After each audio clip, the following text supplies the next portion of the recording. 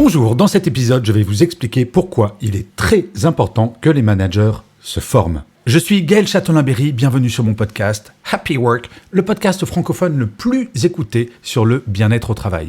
N'hésitez surtout pas à vous abonner sur votre plateforme préférée, quelle qu'elle soit. C'est très important pour que Happy Work dure encore longtemps et en plus, de vous à moi, ça me fait super plaisir.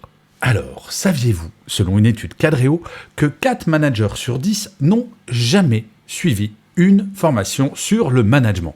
Et que par ailleurs, selon une autre étude de OpinionWay, celle-là, 54% des managers n'ont jamais demandé à devenir manager. Quand vous mélangez les deux chiffres, on peut comprendre pourquoi parfois il y a quelques petits problèmes. Si on n'est pas formé et qu'on ne veut pas faire ce métier, forcément, ça ne doit pas être très simple tous les jours. L'idée de cet épisode, ce n'est pas de taper sur la tête des managers, je l'ai été moi-même pendant plus de 20 ans. Non, pas du tout. C'est d'expliquer que tout cela n'est pas une fatalité. Oui, être un manager, ça s'apprend.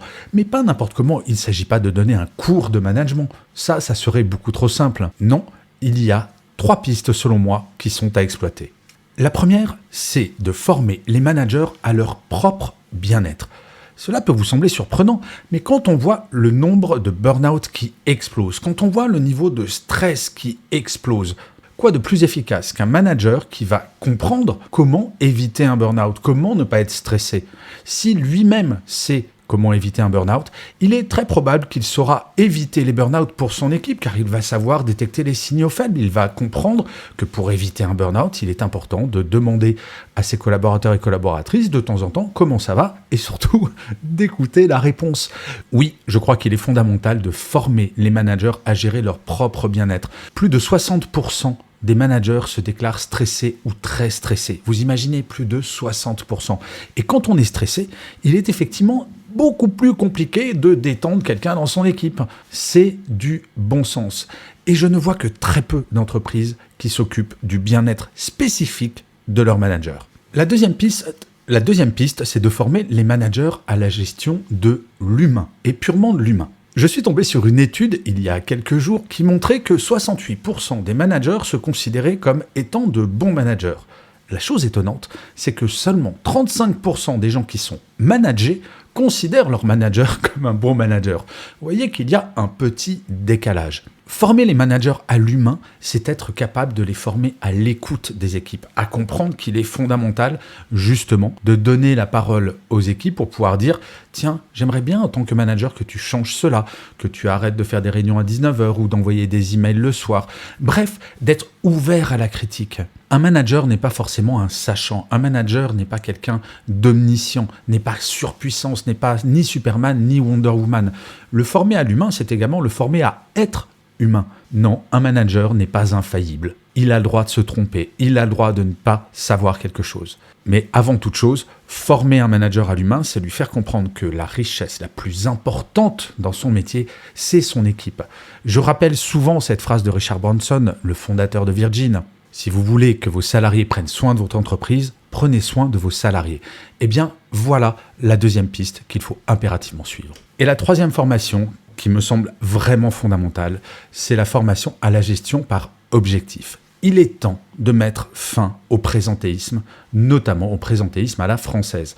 Parce que nos amis belges, luxembourgeois, suisses dans une moindre mesure, et un certain nombre de voisins, ne connaissent pas ce présentéisme à la française. En France, si jamais vous partez un peu plus tôt, vous allez entendre cette célèbre phrase « Bah, tu prends ton après-midi ». Former les managers à la gestion par objectif, c'est de pouvoir faire en sorte que quelqu'un, s'il a fini ses tâches à 16h, il peut partir à 16h sans que personne ne lui dise quoi que ce soit, puisqu'on saura qu'il aura fait ce pourquoi il est payé. Et cette gestion par objectif s'applique à absolument tous les métiers sans exception. Nous ne sommes pas payés pour faire des heures, nous sommes payés pour produire quelque chose. Mais depuis des décennies, nous avons tendance à penser que faire des heures montre que l'on est impliqué et il faut changer impérativement ce paradigme. Non, un salarié de qualité n'est pas quelqu'un qui va faire plein d'heures supplémentaires. Cela ne veut rien dire. Quand on sait qu'un salarié français va passer en moyenne 1h15 par jour sur ses réseaux sociaux personnels à scroller sur son Insta et à regarder des vidéos de petits chats sur YouTube, à quoi servent ces 1h15 ? En quoi cette heure 15 passée sur ses réseaux sociaux personnels est importante pour l'entreprise ? Autant passer à une gestion par objectif. Et donc, cette formation des managers à la gestion par objectif, mais quasiment en quotidien, cela me semble être assez important si l'on veut véritablement parler de bien-être. Bref, si les managers suivaient ces 3 axes de formation, je pense qu'effectivement, le bien-être au travail grandirait de façon très significative.